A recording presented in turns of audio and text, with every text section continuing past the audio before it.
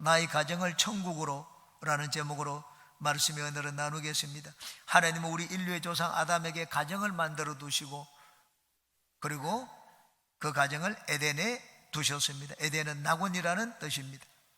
그런데 아담과 하와는 하나님께 불순종하다가 그 아름다운 낙원을 상실하고 말았습니다. 쫓겨나고 말았습니다. 낙원을 잃은 우리들을 위하여 하나님은 예수 그리스도를 보내주셨습니다. 둘째 아담 대신에 예수님이 오셔서 우리를 위하여 다시 한번 낙원을 회복시켜 주셨습니다. 예수님은 하늘나라에 우리가 영원히 거할 수 있는 낙원을 마련해 두셨을 뿐만 아니라 우리가 이 땅에 살 때도 낙원을 누리면서 살 수 있도록 우리에게 또한 성령을 보내주셨습니다. 그러므로 예수님을 내 마음에 모시고 사는 우리는 누구든지 다 내가 있는 그곳을 나의 가정을 낙원으로 만들 수가 있습니다. 나의 가정을 낙원으로 만드는 길은 무엇입니까? 오늘 이 말씀을 중심으로 세 가지를 같이 살펴보고 은혜를 나누겠습니다. 첫 번째, 나의 가정을 다스리는 하나님의 주권을 인정해야 됩니다. 한번 따라해 주시기 바랍니다. 하나님의 주권을 인정하자. 내가 내 가정의 주인이 아닙니다. 나의 가정을 다스리시고 지키시고 나의 가정을 이끄시는 분은 하나님입니다. 1절입니다. 야훼께서 집을 세우지 아니하시면 세우는 자의 수고가 헛되며 야훼께서 성을 지키지 아니하시면 파수꾼의 깨어있음이 헛되도다 그 말씀을 했습니다. 내가 내 가정을 다스리는 것보다 하나님이 훨씬 더 잘 다스리신다는 말입니다. 내가 아무리 열심히 내 인생의 집을 지어도 하나님이 세워주지 않으면 그 집이 세워지지 않습니다. 그러므로 우리는 나의 집을 행복하고 든든하게 세워주는 자는 야훼 하나님이구나 하는 것을 항상 인정해야 됩니다. 하나님의 지키심도 인정해야 됩니다. 우리 나라를 지키기 위해서 군대가 불침벌을 씁니다. 그런데 외적이 뚫고 들어오는 것을 방어하고 지키기 위해서입니다. 우리 가정은 누가 지킵니까? 내가 새콤을 해놓으면 내 가정이 안전합니까? 마귀는 눈에 보이지 않습니다. 마귀가 들어와서 우리 가정을 파괴하는 것, 그것을 누가 지켜줍니까? 우리 가정을 마귀의 공격으로부터 지키기 위해서는 하나님의 돌보심과 하나님의 지키심이 필요합니다. 우리는 하나님의 돌보심과 하나님의 보호하심, 하나님의 인도를 받기 위해서는 내 가정을 다스리고 지키시고 세워주시는 하나님의 주권을 인정해야 됩니다. 하나님의 주권을 인정하는 것은 그럼 어떻게 하는 것입니까? 첫 번째, 하나님의 주권을 인정하는 길은 하나님의 뜻에 순종하여 사는 것입니다. 우리는 내 눈에 좋은 대로 살지 말고 하나님의 뜻에 순종하여 살아야 됩니다. 아담과 하와가 어떻게 하여 낙원을 잃었습니까? 자기 눈에 보이는 좋은 쪽을 택했기 때문입니다. 눈으로 보기에 보암직하고 먹음직하고 지혜롭게 할 만큼 탐스럽게 했습니다. 하나님은 그것을 먹지 말라고 하셨습니다. 먹으면 너는 반드시 죽는다 그렇게 말씀을 하셨습니다. 하나님 말씀을 어기고 자기 눈에 보이는 좋은 쪽을 택했다가 아담과 하와는 모든 것을 다 잃고 말았습니다. 그러므로 내 눈으로 보고 내 생각으로 판단하기에 좋은 것이 반드시 좋은 것은 아니라는 것을 항상 알아야 됩니다. 하나님의 뜻을 항상 먼저 생각해야 됩니다. 사람이 마음으로 자기의 길을 계획할지라도 그 걸음을 인도하는 자는 야훼 하나님이라고 말씀을 하셨습니다. 여러분, 나는 이 길에 가면 좋을 것 같은데 그렇지 않습니다. 하나님은 하나님의 뜻대로 우리 인생길을 이끄십니다. 그러므로 우리가 하나님의 뜻에 순종하여 살기 위해서는 하나님 말씀을 늘 가까이 하고 기도해야 됩니다. 하나님 말씀은 하나님의 뜻을 우리에게 보여주신 매뉴얼입니다. 그러므로 우리는 하나님의 뜻을 알기 위하여 항상 하나님 말씀, 성경 말씀을 가까이 해야 됩니다. 그리고 기도하면 하나님은 언제 어디서나 하나님의 뜻을 그곳에서 나에게 보여줍니다. 하나님께서 우리에게 하나님의 뜻을 보여주시면 이제 우리가 하나님의 뜻에 순종하여 발걸음을 옮겨야 됩니다. 그 다음 하나님의 주권을 인정하는 두 번째 길은 하나님을 예배하는 것입니다. 예배란 하나님 앞에 합당한 영광을 드리는 것입니다. 나를 지으시고 나를 위하여 모든 걸 다 마련해 놓으셨기 때문에 하나님 앞에 감사하고 찬양하고 영광을 드리는 것이 예배입니다. 내 생명을 주시고 내 생명을 날마다 지키시는 분이 하나님입니다. 내가 살 수 있도록 내가 사는 모든 곳에 하나님이 자원을 다 만들어 놓았습니다. 식물을 만들어 두시고 고기를 만들어 두시고 또 가축도 하나님이 다 마련해 놓았습니다. 내 삶의 모든 필요를 다 마련하시고 채워주시는 하나님의 다스림을 인정하고 감사하는 표시가 예배입니다. 여러분은 항상 하나님 앞에 예배하는 가정이 되시기 바랍니다. 하나님의 주권을 인정하는 세 번째 길은 11조입니다. 옛날부터 백성들은 왕에게 인두세를 드렸습니다. 보통 10분의 1을 드렸습니다. 그것은 왕이 백성들을 지키고 보호하여 주는 대가였습니다. 신앙의 세계에 있어서도 마찬가지입니다. 내 삶을 다스리시고 내 삶을 지키고 보호하여 주시는 왕 대신 하나님의 주권을 인정하는 표가 11조입니다. 우리 인생과 가정이 하나님의 다스림과 보호를 받고 살기 위해서는 하나님의 돌보시는 주권을 인정해야 됩니다. 여러분, 하나님, 우리 세상에서도 내가 권리 주장을 하기 위해서는 책임을 다해야 됩니다. 국방의 책임, 납세의 책임, 나라에 세금을 내야죠. 그래야지 우리는 나라에 이것을 해달라고 요구하고, 왜 우리 안녕을 위해서 경찰을 보내주지 않습니까? 그렇게 요구를 할 수가 있습니다. 하나님이 이스라엘에게 이르시기를 너희가 하나님의 것을 도둑질함으로 온 나라가 저주를 받았다고 했습니다. 우리가 언제 하나님 것을 도둑질했습니까? 11조와 헌물이라고 했습니다. 그리고는 이렇게 말씀을 하셨습니다. 말라기 3장입니다. 만군의 야훼가 이르노라 너희의 온전한 11조로 창고에 들여 나의 집에 양식이 있게 하고 그것으로 나를 시험하여 내가 하늘 문을 열고 너희에게 복을 쌓을 곳이 없도록 붙지 아니하나 보라. 만군의 야훼가 이르노라 내가 너희를 위하여 메뚜기를 금하여 너희 토지 소산을 먹어 없애지 못하게 하며 너희 밭에 포도나무 열매가 기한 전에 떨어지지 않게 하리니 너희 땅이 아름다워짐으로 모든 이방인들이 너희를 복되다 하리라. 만군의 야훼의 말이니라.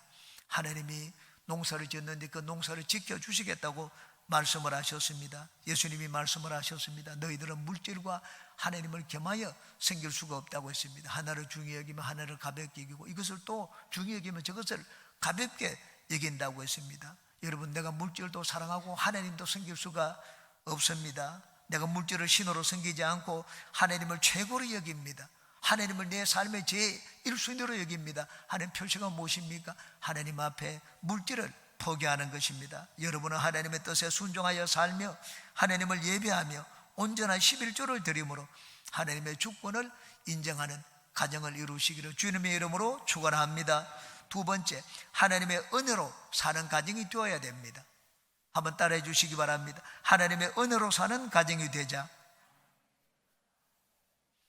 2절은 행복한 가정을 위하여 눈에 보이지 않는 하나님의 은혜가 절대적으로 필요함을 우리에게 보여줍니다. 2절을 한번 보시기 바랍니다. 너희가 일찍이 일어나고 늦게 누우며 수고의 떡을 먹음이 헛되도다 고 했습니다. 여러분, 일찍 일어나고 늦게 눕는다는 말은 무슨 뜻입니까? 열심히 일한다는 말입니다. 새벽같이 일어납니다. 그리고 밤늦게 자리에 눕습니다. 다른 사람보다 더 일을 많이 해야지 조금 더 벌 수 있지 않겠습니까? 수고의 떡을 먹는다고 했습니다. 땀을 흘리고 내가 일한 그 떡을 먹는다는 말입니다. 2절 뒷부분 보시기 바랍니다. 그러므로 야훼께서 그의 사랑하시는 자에게는 잠을 주시는도다 고 했습니다. 잠을 주신다는 말은 일찍 자고 충분히 수면을 취한다는 말입니다. 아침에 막 새벽같이 일어나지 않아도 되고 늦게까지 일하지 않아도 된다는 말입니다. 잠을 자는데 잠을 주신, 편안하게 잠을 잘 수 있도록 만들어 주신다는 말입니다. 이마에 땀을 흘리고 먹는 수고의 떡이 아닙니다. 그냥 값비싼 음식을 먹는 것도 아닙니다. 하나님이 일찍 잠자리에 들게 해주시고 푹 쉴 수 있도록 마음의 평안함과 건강을 주신다는 말입니다. 이것이 바로 눈에 보이지 않는 하나님의 은혜입니다. 우리가 하나님의 주권을 인정하여 살면 하나님 우리 삶의 모든 부분을 돌봐주십니다. 내 힘으로 사는 것이 아니라 하나님의 돌보시는 은혜로 살게 됩니다. 천국이 어디입니까? 천국은 내 힘으로 사는 곳이 아니라 하나님의 돌보시는 은혜로 사는 곳이 천국입니다. 여러분, 성실하게 사는 것, 열심히 일하는 것 좋습니다. 그러나 그렇다고 해서 우리가 더 부자가 되는 것도 아닙니다. 오히려 더 열심히 일하다 보면 건강을 해칩니다. 피로가 만병의 원인이라고 하지 않습니까? 일찍 일어나고 늦게 자면 잠이 부족합니다. 피로하게 됩니다. 오히려 더 건강을 해칠 수가 있습니다. 떡을 먹어봤자 소용이 있습니까? 오히려 더 건강에 보탬이 되지를 않습니다. 인간이 열심히 노력한다고 해서 노력한 대가를 다 거두는 것이 아닙니다. 모든 곳에 하나님의 은혜가 필요합니다. 하나님은 우리가 도를 넘어서 살기를 원하지 않습니다. 잠잘 것을 적게 자고 늦게 자고 일찍 일어나서 수고해서 떡을 먹기를 하나님이 원하지 않습니다. 하나님은 어떤 분이십니까? 우리가 푹 잘 수 있도록 만들어 주시는 분입니다. 행복 중에 하나가 마음의 평안입니다. 여러분, 염려가 있으면 푹 잘 수가 없습니다. 누워도.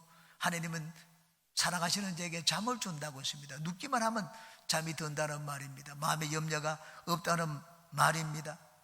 공동번역과 표준 세번역은 이 2절을 조금 아주 색다르게 번역을 했습니다. 제가 읽어드리겠습니다. 먼저 공동번역을 읽어드립니다. 이런 새벽에 일찍 일어나는 것도 밤늦게야 잠자리에 드는 것도 먹으려고 애쓰는 것도 다 헛되고 헛되니 야훼께서는 살아가시는 자에게 잘 때에도 배불리신다. 잠을 주신다고 하지 않았습니다. 잘 때에도 배불리신다고 했습니다. 표준 세번역입니다. 일찍 일어나고 늦게 눕는 것, 먹고 살려고 애써 수고하는 모든 일이 헛된 일이다. 진실로 주님께서는 사랑하시는 사람에게는 그가 잠을 자는 동안에도 복을 주신다. 단순히 사랑하시는 자에게 잠을 주신다 이렇게 하지 않았습니다. 하나님은 그가 사랑하시는 자에게는 잠을 자는 동안에도 배불리시고 복을 주신다, 그렇게 말씀을 했습니다. 여러분, 잠을 잘 때 내가 손 쓸 수가 있습니까? 우리는 내가 손 쓰지 못하는 것도 많이 있습니다. 그럴 때도 하나님은 나를 위하여 일을 하십니다. 나를 위하여 배를 불려주시고 하나님이 일을 하셔서 복을 주신다. 얼마나 놀라운 하나님의 은혜입니까? 여러분, 내 손에 가야지 모든 것이 잘 되는 것도 아닙니다. 내 손이 닿지 않아도, 내가 염려하지 않아도, 내가 또 손 쓰지 못하는 이 시간에도 하나님은 내 삶을 돌봐주신다. 내 산업을 돌봐주신다는 말입니다. 여러분, 내 가족들의 안전이 어디에 있으며 누구의 손에 달려 있습니까? 내가 다 지킬 수 있습니까? 내가 내 가족들의 안전을 다 지킬 수가 없습니다. 하나님의 손에 달려 있습니다. 여러분, 하나님은 그가 살아가시는 자에게도 잠을 자는 동안에 복을 주신다 말씀을 하셨습니다. 내가 손을 쓸 수 없을 때 하나님은 은혜로 내 삶을 돌봐주신다는 말입니다. 하늘나라는 행복한 곳입니다. 왜냐하면 그곳은 내 열심과 노력으로 사는 곳이 아니라 하나님의 은혜로 모든 것이 마련되어 있는 곳이기 때문입니다. 하나님은 우리가 이 땅을 살면서도 그런 천국을 맛보며 살기를 원하십니다. 그래서 우리에게 성령을 보내주셨습니다. 그러므로 여러분은 늘 은혜를 구하고 사모하며 사시기 바랍니다. 성령 하나님을 늘 의지하시기 바랍니다. 성령님은 하늘나라를 이 땅에 가져오신 분입니다. 우리가 성령을 의지하고 성령과 함께 인생을 살면 내 힘으로 노력하고 수고하지 않은 그런 인생이 있다는 것을 체험하게 됩니다. 여러분의 가정은 늘 성령으로 충만하여 하나님의 눈에 보이지 않는 은혜를 누리며 사는 가정이 되시기를 주님의 이름으로 축원합니다. 세 번째, 자녀 교육에 성공한 가정이 되시기 바랍니다. 한번 따라 하시기 바랍니다. 자녀 교육에 성공한 가정이 되자. 자녀는 부모의 기쁨이 되기도 하고 근심이 되기도 합니다. 어떤 부모는 죽을 때까지 자녀로 인하여 마음의 근심이 떠나지 않는 경우가 있습니다. 또 어떤 부모는 참 이 자녀로 인하여 평생을 영광을 얻고 사는 그런 부모도 있습니다. 옛날에는 아들 선호 사상이 있어서 딸을 두면 2번 서운하다고 했습니다. 낳아서 보면 예시가하면 마음이 서운하고 나중에 또 시집 보낼 때 또 한 번 서운하다고 합니다. 그런데 지금은 상황이 많이 달라졌습니다. 딸을 낳으면 비행기를 타지만 아들을 낳으면 별 볼 일 없다, 그렇게 얘기를 합니다. 그런데 중요한 것은 딸이냐 아들이냐가 아닙니다. 내가 자녀를 어떻게 기르느냐 하는 것이 중요합니다. 우리가 자녀를 잘 기르면 그 가정에는 기쁨의 샘이 솟는 행복한 가정이 될 수가 있고, 자녀 교육을 잘못하면 내가 그 열매를 평생 내가 받고 살게 됩니다. 마음의 근심과 아픔이 떠나지 않는 그런 인생이 됩니다. 자녀 교육에 성공하기 위해서는 어떻게 해야 되겠습니까? 첫째, 자녀를 소중하게 여겨야 됩니다. 나의 자녀는 어쩌다가 이 세상에 태어난 그런 존재가 아닙니다. 자녀는 하나님의 선물입니다. 그냥 하나님의 선물이 아닙니다. 하나님이 나에게 주신 유산이라고 했습니다. 이 3절을 한번 보시기 바랍니다. 보라, 자식들은 야훼의 기업이요 태의 열매는 그의 상급이로다. 야훼의 기업이라, 정확한 번역은 야훼의 유산이라는 말입니다. 우리 부모가 부자면은, 잘 살면은 내가 좋은 것을 유산으로 많이 상속받을 것입니다. 그런데 부모가 가난하면 내가 상속받은 것이 없습니다. 가난을 물려받습니다. 그런데 내가 부유하든지 부유하지 않든지 어떤 가정에 태어났든지 하나님은 우리에게 하나님의 것을 물려주셨습니다. 하나님의 유산을 물려주셨습니다. 그것이 자녀라고 했습니다. 여기 보라, 자식들은 야훼의 유산이다, 그렇게 말씀을 했습니다. 그러므로 내 자녀는 하나님이 물려준 유산이기 때문에 소중하게 여겨야 됩니다. 하나님이 가난한 자입니까? 하나님이 어마어마한 부자이지 않습니까? 하나님의 권력이 없는 분입니까? 하나님께는 모든 권력이 다 있지 않습니까?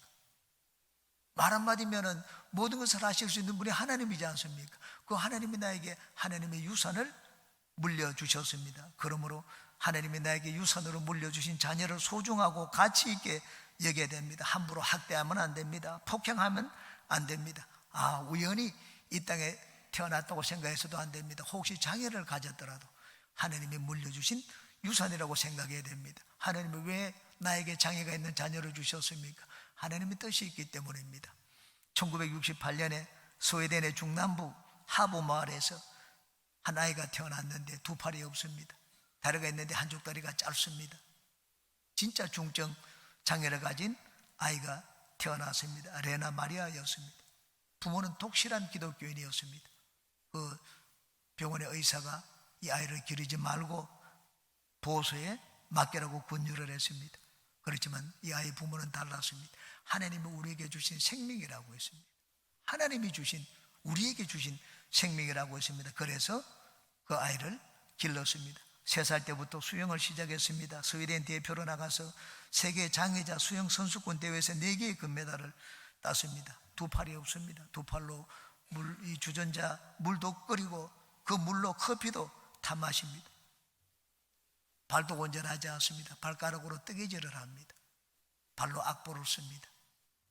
발로서 내 인생의 악보라는 책은 세계적인 베스트셀러가 되었습니다. 레나 마리아, 중증 장애인으로 태어났는데 어떻게 그런 인생이 되었습니까? 부모가 그를 하나님이 주신 생명으로 여겼기 때문입니다. 우리는 하나님이 나에게 주신 거 좋은 것이면 감사하고 좋지 않은 것은 감사하게 생각하지 않습니다. 하나님이 나에게 주신 모든 것은, 내 자녀들은 하나님의 유산입니다. 그러므로 우리들의 자녀를 귀하게 여겨야 됩니다. 하나님이 이를 통하여 하나님이 하시고자 하는 뜻이 있구나, 하나님의 영광을 받으시고자 하는구나. 머리가 좋은 아이를 주셨으면 그 아이를 통하여 하나님의 영광을 받으십니다. 모자라는 아이를 주셨으면 부족한 아이를 통하여 하나님이 영광을 받으십니다. 그러므로 우리는 나에게 주신 자녀를 소중하게 여기는 여러분 가정이 되시기를 주님의 이름으로 축원합니다. 둘째, 부모된 분들은 자녀를 하나님의 자녀로 길러야 됩니다. 이건 내 것이다, 내 자녀로 만들고 내 소유로 생각해서는 안 됩니다. 하나님이 나에게 맡겼습니다. 하나님이 나에게 유산을 물려주었습니다. 그러므로 그것을 잘 내가 키워야 됩니다. 잘 길러야 됩니다. 어떻게 길러야 됩니까? 하나님의 자녀를 주셨기 때문에 내가 하나님의 자녀로 길러야 됩니다. 링컨 대통령은 참으로 가난한 가정에서 태어났습니다. 그 어머니 낸시 여사는 링컨이 10살 때 세상을 떠났습니다. 떠나기 전에 아들을 불렀습니다. 조만한 낡은 성경을 보여주었습니다. 이 성경은 우리 가정에 대대로 내려오는 유산이다. 내가 나한테 물려줄 곳에 이 성경밖에 없다. 아들아, 에이보야, 내가 이 성경을 가지고 이 성경 말씀대로 살고 이 성경을 소중하게 여기겠다고 나한테 약속을 하겠느냐? 아들은 10살짜리 링컨이 어머니에게 약속을 했습니다. 나중에 링컨이 대통령이 되었습니다. 어머니가 물려준 그 낡은 성경을 들고 나왔습니다. 나는 오늘 이 성경으로 인하여 여기 대통령이 되고 이 자리에 서게 되었습니다.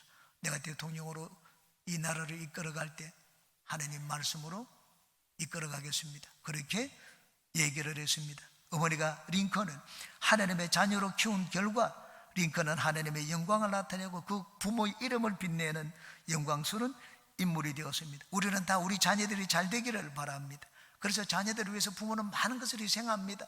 집도 팔고 자녀 교육을 위해 가지고. 그런데 하나님의 자녀로 기르려고는 하지 않습니다. 진짜 자녀를 위하는 부모라면은 자녀를 하나님의 자녀로 길러야 됩니다. 제가 예수님을 믿고 난 다음에 제일 부러웠던 것은 2대 3대째 예수님을 믿는 가정이었습니다. 저는 예수님을 믿는 부모로 둔 가정이 너무 부러웠습니다. 저는 부모를 처음으로 원망해 봤습니다. 왜 우리 아버지는, 우리 어머니는 나한테 예수님을 가르쳐 주지 않았을까? 제일 영광스러웠습니다. 긍정적인 면에서 자녀 교육에 가장 성공한 민족이 유대인입니다. 유대인은 세계 민족 중에 숫자가 0.3%밖에 되지 않습니다. 노벨상을 받는 숫자는 30%입니다. 100배 가까운 숫자. 그 비율로 보면 100배나 되는 숫자, 많은 숫자가 노벨상을 받습니다. 세계를 움직이는 미국을 그 배후에 움직이는 자들이 유대인입니다. 유대인 학교에서는 오전 시간에는 율법을 배웁니다. 이 세상 공부를 하지 않습니다. 그리고 오후 시간에 이제는 세상 학문을 배웁니다. 유대인 학교. 그런데 유대인 학교 그 고등학교 졸업생들의 미국 SAT, 한국의 뭐 수능고사 같은 것입니다. 그 시험을 보면은 전부 평균보다 월등하게 높습니다. 제가 미국에 있을 때 LA에서 어떻게 하든지 한국 사람들이 유대인 학교 들어가기 위해서 애를 쓰는 것을 보았습니다. 왜? 거기 가면 자연히 평균 점수가 높아지기 때문에. 그 비결은 무엇인가? 오전에는 하나님 말씀을 공부합니다. 여러분, 인간을 가장 지혜롭게 하는 것은 하나님의 말씀입니다. 유대인들은 어릴 때부터 철저하게 하나님의 말씀을 가르칩니다. 앉았을 때도 가르치고, 일어날 때도 가르치고, 길을 갈 때도 가르치고, 아이들과 함께 있을 때도 가르치고, 혼자 있을 때도 아이들이 볼 수 있도록 늘 하나님의 말씀을 집에다가 새겨놓습니다. 여러분은 하나님을 그 마음에 심어주는 것을 자녀 교육의 1순위로 삼는 부모와 가정이 되시기 바랍니다. 세상 학문을 잘 배우는 것을 1순위로 삼으면 나중에는 우리가 그 자녀에게 마음의 상처를 받을 일이 생깁니다.